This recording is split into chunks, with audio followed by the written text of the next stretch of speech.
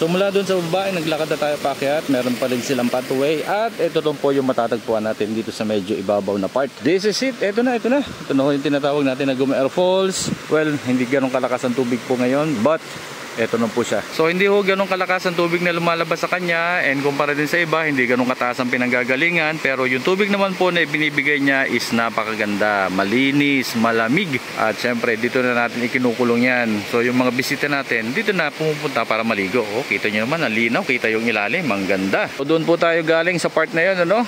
At pumunta tayo dito, dire-diretso. Eto na po yung bubungad sa atin. Every Saturday and Sunday marami pong tao dito, so nagkataon lang ngayon at natsyempohan natin walang tao, kaya nasolo natin ngayon.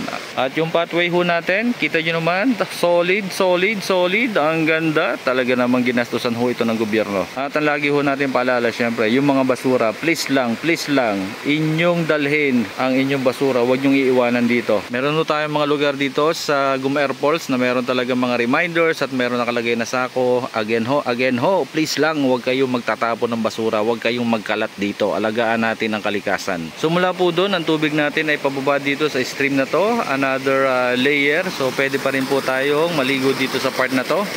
And meron po siyang hagdan, and there you go, pwede po kayong maupo diyan sa harapan. Sa bilang ko ho ay parang nasa 10 yung bilang ng cottages na meron tayo dito. Nag-operate ho ito June 2025 ngayong taon. So ngayon ho ay around December na. Kasi simula lang December, up to this time po ay wala pa pong entrance fee at saka sa mga cottage fee na sinisingil dito. Magkasama na po ang pamahalaan bayan at saka ang barangay sa pangangalaga nito.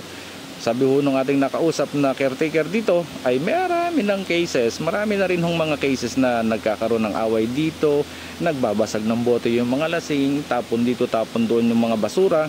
Even ho yung isang tanod na napa-assign dito ay binugbog pa ng mga ilang kabataan na nalasing at sinasaway niya. Hindi ho maganda yan.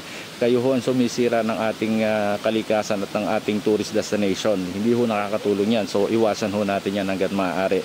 Sa ngayon din ho ay wala pa siyang connection ng kuryente. So yung tubig natin para dito sa tangke ay hindi pa siya makapag-generate. Pero meron naman isang tubo po na nagbibigay naman ng tubig dito sa ibabaw. So kung mag-CCR po kayo, dito tayo kukuha ng tubig. So far so good. Maganda na po itong naging sitwasyon ng lugar na ito ngayon. At higit pa ho natin pagandahin at pangalagaan pa para sa susunod na henerasyon.